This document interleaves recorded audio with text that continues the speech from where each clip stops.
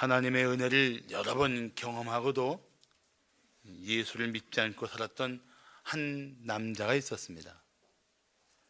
그 남자는 오히려 아내가 예수를 믿는다고 핍박했습니다. 그러다가 중동의 건설 현장에서 일하게 되었습니다. 그런데 어느 날 그는 끔찍한 사고를 당합니다. 두 다리가 포크레인에 찍히면서 양쪽 허벅지 밑을 절단하는 큰 수술을 받았습니다. 끊어진 두 다리를 사막의 모래속에 묻어놓고 긴급히 병원에 가서 수술을 했지만 수술 후에 사경을 헤매다가 그는 마침내 예수 그리스도를 만났습니다. 예수님의 십자가 앞에 무릎을 꿇은 후에야 자신이 얼마나 처참한 죄인인지를 깨달았습니다. 그리고 예수를 거역했던 삶이 얼마나 어리석은 것인지 알았습니다.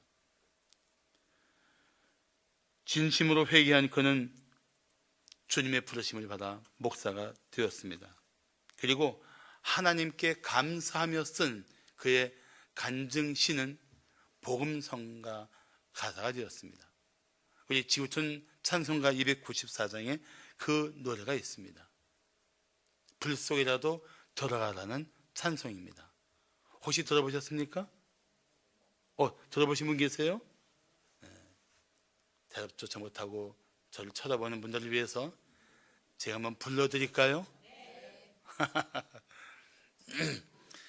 죄악된 세상을 방황하다가 천국과 지옥도 나는 몰랐네. 고집대로 영축을 험한 세상이 왜 그리 더러운지 이제야 아네. 당자를 살려준 주님 말씀에 죄인의 두 다리 묻어두었네.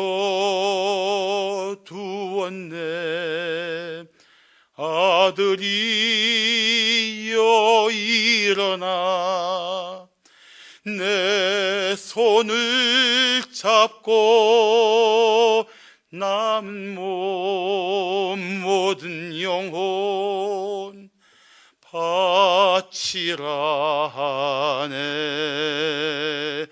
불 속에라도 들어가서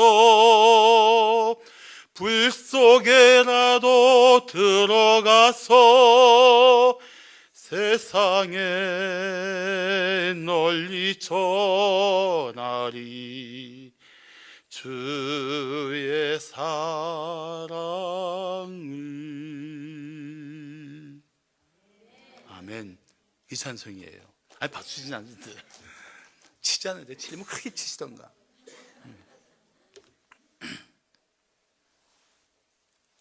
이분이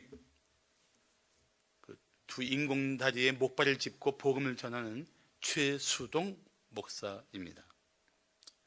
근데 기독교 역사에는 이런 특별한 은혜 가운데 변화된 사람들의 이야기가 참 많습니다.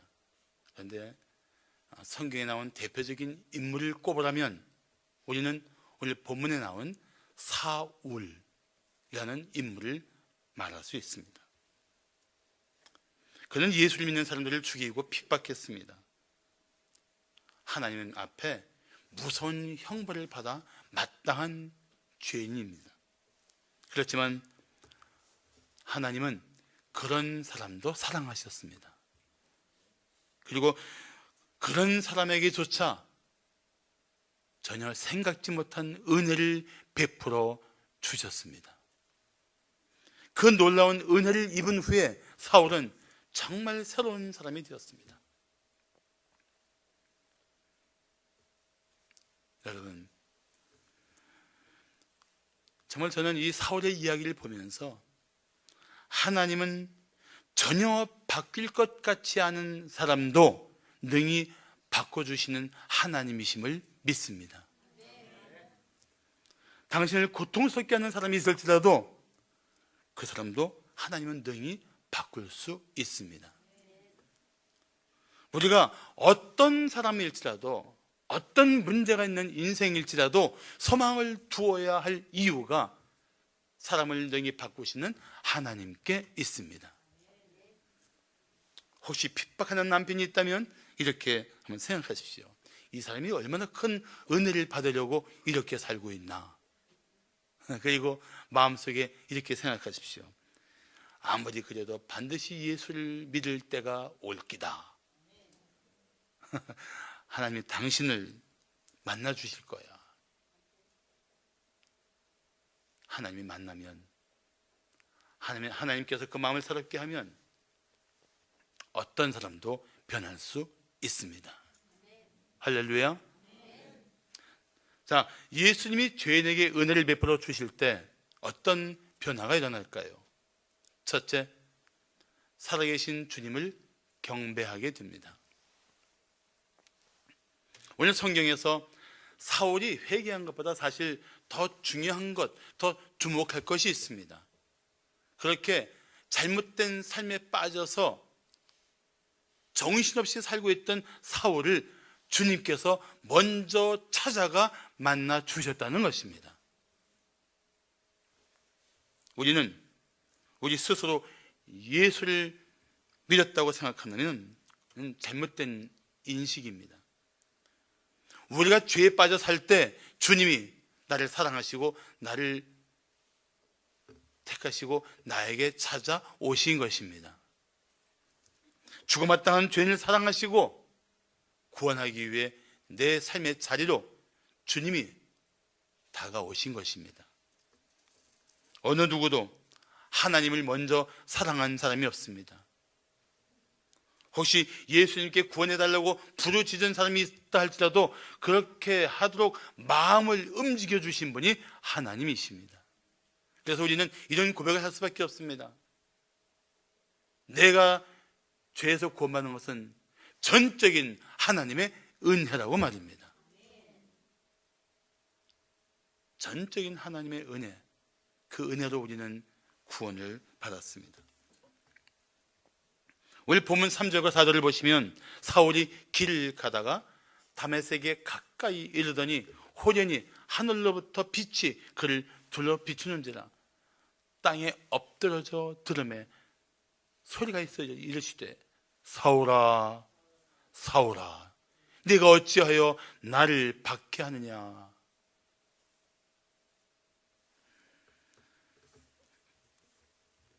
사울이 살기 등등해서 예수 믿는 사람들을 붙잡으려고 예루살렘을 떠나서 무려 100km 떨어져 있는 다메섹으로 가던 도중에 그는 큰 빛 앞에 엎드러집니다. 그 빛이 임하는 순간 그는 거의 순간적으로 하나님의 임재를 느꼈을 것입니다. 그래서 그 앞에 엎드렸습니다. 여러분, 유대인이 엎드린다는 것은 하나님 앞이 아니면 엎드러지지 않는 그들을 생각할 때 사울은 적어도 이 신적인 임재를 느끼고 엎드렸을 것으로 봅니다. 그런데 놀랍게도 그분이 그의 이름을 불러주십니다. 사울아 사울아. 이름을 불러주셨다는 것은 하나님이 비록 큰 문제에 빠진 인생일지라도 그를 인격적으로 만나주신 것입니다. 인격적으로 만나주신 거예요. 그때 사울이 물었습니다. 대답하되 주여 누구시니까? 이르시되 나는 내가 박해하는 예수라. 예수라고요? 그때 아마 사울은 엄청나게 놀랐을 것입니다. 예수라니 그 십자가에 죽으신 예수 말인가요? 사울은 예수님이 부활했다는 소리를 들었을 때 절대 믿지 않았습니다. 죽은 사람이 어떻게 살아? 그리고 예수의 부활은 속이는 자들이 꾸며낸 거짓된 이야기라고 확신했습니다. 그런데 지금 사울이 부활하신 예수님과 대화를 나누고 있습니다. 이제 사울은 도저히 부인할 수 없는 생명의 주님 앞에 엎드려 있는 것입니다. 더구나 그가 예수 믿는 사람들을 괴롭힌 것이 부활하신 예수님, 살아계신 예수님, 아니 지금 사울 앞에 하나님으로 임하신 그 예수님을 박해한 것이라는 것은 그에게 더 두렵고 놀라운 일이었습니다. 나중에 사울이 이런 고백을 합니다. 골로새 교회들에게 편지를 보내면서 그리스도는 몸인 교회의 머리시라. 부활하신 예수님은 그의 교회가 받는 고통을 함께 아파하셨습니다. 예수 믿는 성도들의 고통을 함께 느끼셨던 것입니다. 이 세상은 교회를 핍박하는 것을 두려워해야 합니다. 믿지 않는 사람들은 예수 믿는 사람들을 고통스럽게 하는 것을 두려워해야 합니다. 그것이 바로 하나님께, 살아계신 예수님께 하는 악한 행동이기 때문입니다. 사울이 주여 하고 엎드린 것은 초자연적인 하나님의 임재를 느꼈기 때문입니다. 그런데 주님이 자신을 밝히십니다. 누구십니까? 나는 내가 박해하는 예수다. 그 부활하신 예수님, 살아계신 예수님의 임재 앞에서 사울은 감히 일어날 생각조차 하지 못합니다. 예수님이 하나님이시구나. 예수님이 경배받아 마땅하신 바로 하나님이시구나. 그 마음으로 그는 계속 그 자리에 엎드려 있었습니다. 사랑하는 성도 여러분, 진실로 예수를 마음의 구주와 주님으로 믿었다면 당신은 예수님을 경배하는 삶을 살아야 합니다. 그를 경배하는 사람답게 그분의 이름을 높이고 그분이 기뻐하시는 뜻을 따라 살기를 힘써야 합니다. 말로만의 경배가 아닌 그 경배를 했던 사람다운 삶을 살아야 하는 것입니다. 예배했다면 변해야 됩니다. 예배를 통해서 헌신하고 예배를 통해서 붙드는 주의 말씀을 붙들고 살아야 합니다. 예배를 통해서 내 전 존재가 주의 이름을 높일 수 있는 삶이 되기를 힘써야 합니다. 자, 예수님이 죄인에게 은혜를 베풀어 주실 때 어떤 변화가 일어날까요? 둘째, 영광스러운 소명을 따르게 됩니다. 우리는 자기 뜻을 따라 살 것인가 아니면 하나님의 뜻을 따라 살 것인가 결단해야 합니다. 다른 표현으로 자기 야망을 따라 살 것인가 아니면 주님의 부르심을 따라 살 것인가 결정해야 합니다. 오늘 1절을 보시면 사울이 주의 제자들에 대하여 여전히 위협과 살기가 등등했다고 말합니다. 여전히 뭐예요? 같을 여, 앞전, 전과 같이. 다시 말해서 주의 제자들을 향한 이 사울의 적개심이 결코 사그러지지 않았다는 뜻입니다. 사울은 예수 믿는 사람들을 잡아들이는 것을 자기가 해야 할 특별한 사명인 것처럼 살았습니다. 아마 이렇게 생각했을 것입니다. 나사렛 예수는 죽었어. 왜 죽은 사람을 메시아라고 믿는 거야? 그런 인간들을 싹 쓸어버려야 미혹하는 자들을 제거할 수가 있어. 다 잡아놔야지. 그런 마음을 가지고 그는 더 분발했을 것입니다. 그런 사울의 어리석은 모습을 보면서 우리는 이런 생각합니다. 잘못된 신념이 얼마나 무서운 것인가.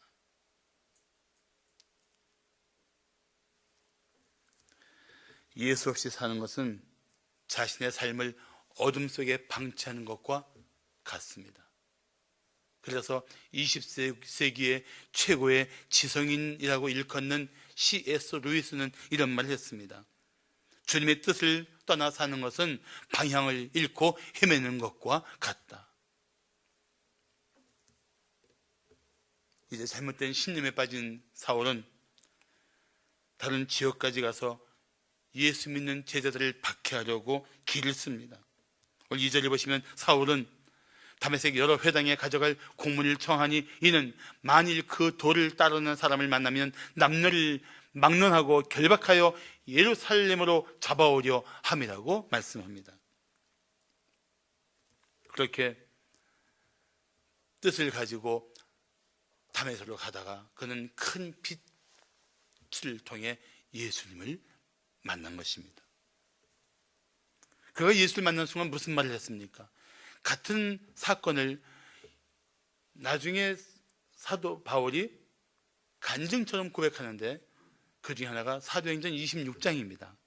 26장 15절 보시면 15절 16절 내가 대답하되 내는 바울을 말합니다. 나는 바울을 말해요. 내가 대답하되 주여 누구시니까 주께서 이르시되 나는 내가 박해하는 예수라. 그 예수님이 이렇게 말씀하신 거예요. 일어나 너의 발로 서라. 내가 네게 나타난 것은 곧 네가 나를 본 일과 장차 내가 네게 나타날 일에 너로 종과 증인을 삼으려 함이라. 예수님이 다메섹으로 가던 사울을 만나주신 목적이 있었던 겁니다. 잘못된 열심이지만 열심이 있어. 열심을 바른 것으로 회복시키면 나를 위해서도 충성할 사람이야. 그 중심을 보신 거예요, 하나님이. 그리고 그를 만나시고 그를 부르시고 그를 주님의 종과 증인으로 일으켜 세워주십니다. 같은 사건을 기록한 사도행전 22장 10절에서 바울은 이런 고백도 합니다. 주님 무엇을 하리이까? 주님이 참으로 부활하신 주님, 살아계신 하나님인 줄 알지 못했습니다. 이제 제가 무엇을 하리이까? 사랑하는 성도 여러분, 진실로 예수를 만난 성도라면 자신을 구원해 주신 주님께 그렇게 물어야 마땅합니다. 주님, 제가 주를 위해 무엇을 하리이까? 예수를 만났다고 하면서도 여전히 자기 욕심을 따라 살면 그건 예수를 믿는 자답게 사는 것이 아닙니다. 하나님은 살기 등등한 박해자 사울을 순교자로, 생명을 건 순교자로 바꾸셨습니다. 그의 이름도 바울로 바꾸셨습니다. 이런 극적인 변화가 어디 있습니까? 예수를 제대로 만나면 더 이상 이전처럼 살 수 없는 변화가 반드시 있습니다. 어느 설교자는 예수 믿는 사람을 잡아다니기 위해서 광번했던 사울이 복음을 위해서 쫓기는 모습을 보면서 이런 재밌는 표현을 했습니다. 사냥감이 된 사냥꾼. 재밌지 않습니까? 그렇게 자기 삶이 바뀌었는데도 불구하고 사울은 예수를 위해 살고 예수를 위해 죽기를 결단했습니다. 그렇게 살았고 그렇게 죽었습니다. 영광스러운 소명이 그의 삶을 사로잡은 순간 그는 더 이상 이전과 같은 삶을 살 수 없었던 것입니다. 사랑하는 성도 여러분, 당신에게도 그런 결단, 그런 변화가 있어야 합니다. 마지막으로 예수님이 죄인에게 은혜를 베풀어 주실 때 어떤 변화가 일어날까요? 셋째, 어두웠던 과거를 벗어나게 됩니다. 어두웠던 과거. 잘 들어보세요. 생명의 빛이신 예수님을 만나기 전까지 모든 사람은 사망의 어둠 속에 갇혀 있습니다. 십자가에 나타난 하나님의 사랑을 받기 전까지 누구도 참된 사랑을 경험하지 못합니다. 브레넌 매닝 목사는 이런 말을 했습니다. 역사 속에 있는 가장 위대한 사랑을 다 합친다 해도 하나님의 사랑에 비하면 흐릿한 그림자일 뿐이다. 정말 그렇습니다. 하나님의 사랑, 예수님의 은혜, 이것이 없는 인생은 여전히 어둠 속에 있는 것이며 허망한, 그리고 무너지는, 그리고 마침내 심판대 앞에 설 수밖에 없는 초라한 인생인 것입니다. 그래서 예수님께서 말씀하십니다. 내가 곧 길이요 진리요 생명이니 나로 말미암지 않고는 아버지께로 올 자가 없느니라. 예수를 만나지 않고는 하나님을 만날 수 없습니다. 예수님을 만나지 않고는 하나님께로 나갈 수도 없습니다. 예수님만이 하나님 없이 헤매는 사람들에게 하나님께 나갈 수 있는 단 하나의 길, 유일한 길입니다. 예수님만이 온갖 거짓과 어둠의 지혜가 가득한 이 세상 사람들에게 하나님을 알 수 있는 참 진리입니다. 예수님만이 죽음의 어둠 속에 갇힌 영혼을 구원하여 생명의 빛을 받게 하시는 생명 그 자체이십니다. 누구든지 예수를 믿지 않고는 사망의 어둠을 벗어버릴 수가 없습니다. 자신이 살던 그 타락한 죄의 늪에서 빠져나올 수도 없습니다.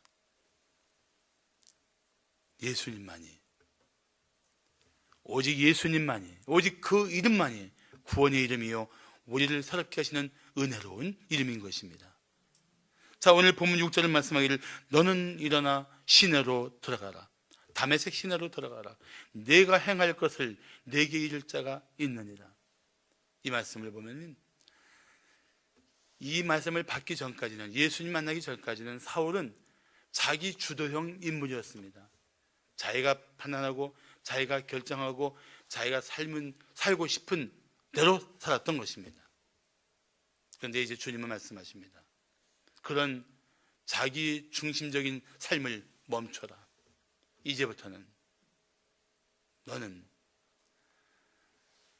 내가 말하는 진리를 따라 살고 내가 내게 맡긴 사명을 따라 살아야 될 사람이다. 그런 새로운 길, 새로운 삶을 제시해 주신 것입니다. 누군가에게 다시 배워야 합니다. 자신이 원하는 삶이 아니라 주님이 원하시는 삶을 살아야 하는 것입니다. 사람들은 예수를 믿으려고 하면 대뜸 긴장합니다. 그리고 예수를 믿으면 자기 마음대로 살 수 없을 것 같아서 싫어합니다. 그런데 여러분, 자기 마음대로 살려는 마음을 우리는 경계해야 합니다. 자기 마음대로 살고 싶은 것은, 다시 말하면 자기의 타락한 본성대로 살겠다는 어리석은 고집입니다.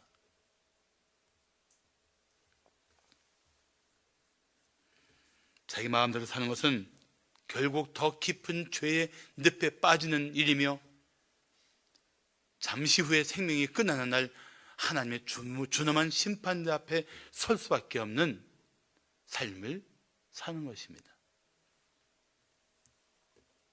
그렇지만 하나님 뜻을 따르다 보면 희생이 있을 수 있습니다. 예수 믿으면 손해보는 거 아니에요? 손해볼 수 있습니다. 예수 믿으면 잘못되는 거 있는 거 아니에요? 잘못되는 거 있을 수 있습니다.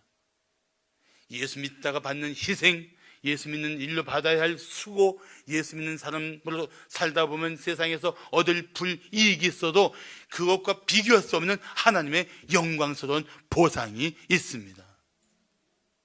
그래서 우리가 기꺼이 예수를 택하고 예수를 따라가는 것입니다. 8절은 말씀합니다. 사울이 땅에서 일어나 눈은 떴으나 아무것도 보지 못하고 사람의 손에 이끌려 다메섹으로 들어갔다. 살기 등등했던 사울이 누군가의 부축을 받아야 할 입장이 되었습니다. 더구나 그를 부축하고 그를 돌봐주는 사람들이 누구입니까? 그가 그토록 잡아넣고 싶었던 예수님의 제자들입니다. 그렇지만 자기 힘으로 살던 삶이 무너지고 누군가의 도움을 받아야 될 그런 연약한 모습으로 돌봄을 받지만 이 시간이 사울의 새로운 삶의 첫 시간이었던 것입니다. 미래를 향한 영광스러운 첫 걸음이었던 것입니다. 예수님은 사울을 부르실 때 이런 말씀을 하셨습니다. 그 눈을 뜨게 하여 어둠에서 빛으로, 사탄의 권세에서 하나님께로 돌아오게 하고 죄사함과 나를 믿어 거룩하게 된 무리 가운데서 기업을 얻게 하리라.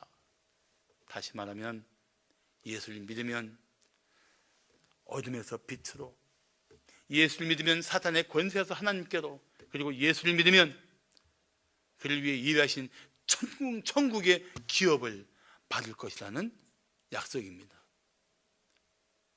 바울은 어두웠던 과거를 벗어났을 뿐만 아니라 이제는 어둠 속에 있는 영혼들을 벗어나게 하는 예수의 증인으로 새로운 삶을 시작하게 된 것입니다.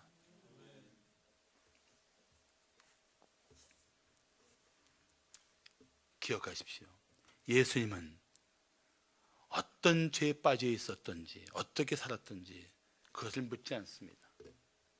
단지 당신이 예수 앞으로 나오면 당신을 어둠에서 빛으로 이끌어 내실 것입니다. 사탄의 권세에서 구하여 하나님 나라 백성이 되게 하실 것입니다. 그리고 이 땅의 생명이 끝나는 날 영원한 천국에서 하나님을 뵙게 될 것입니다. 영원히 살게 될 것입니다. 당신은 이 은혜를 받았습니까?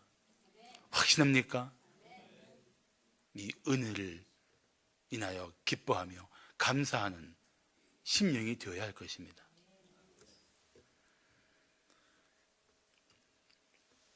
말로 경고해도 깨닫고 돌이키는 사람이 있는가 하면 된통 혼을 내야 기겁을 하고 죄에서 돌아서는 사람들도 있습니다.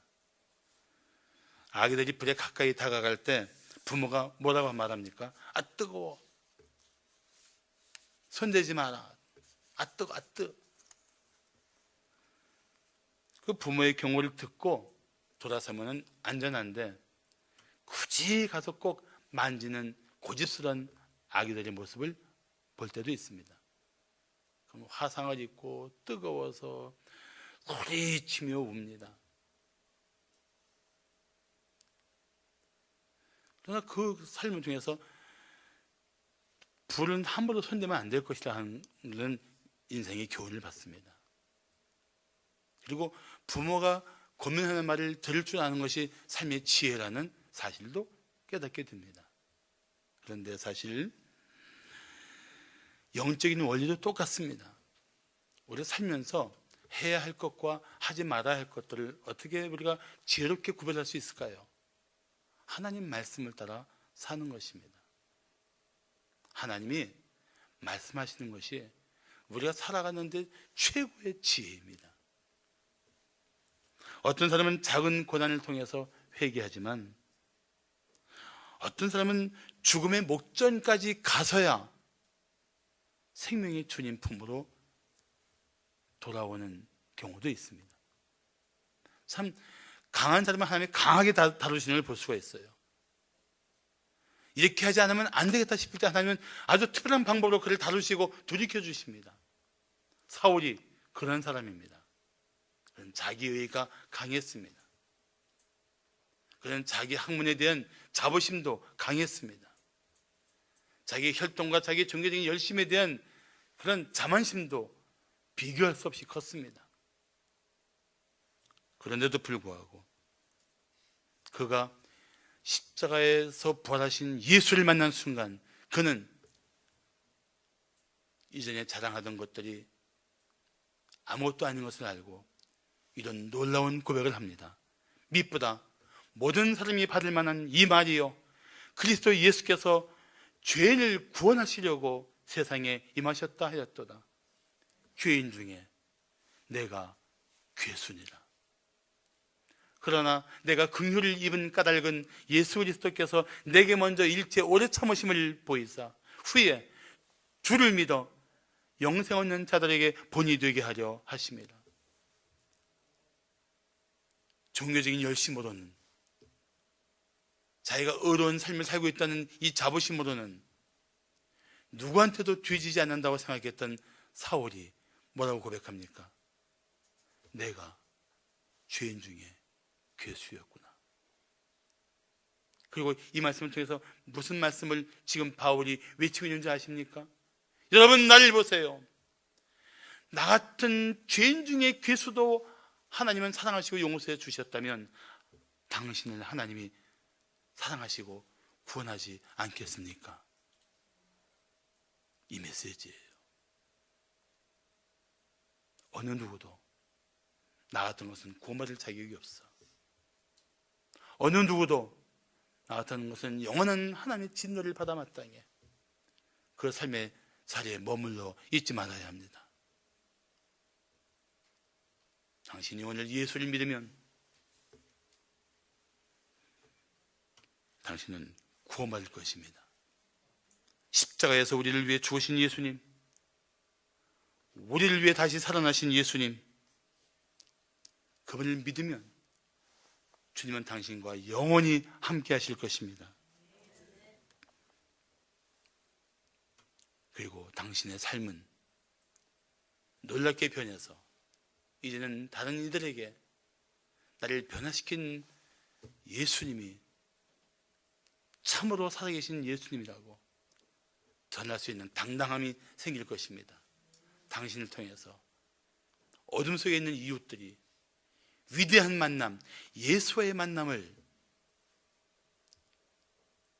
경험하도록 그렇게 살아야 하지 않겠습니까? 기도하시겠습니다.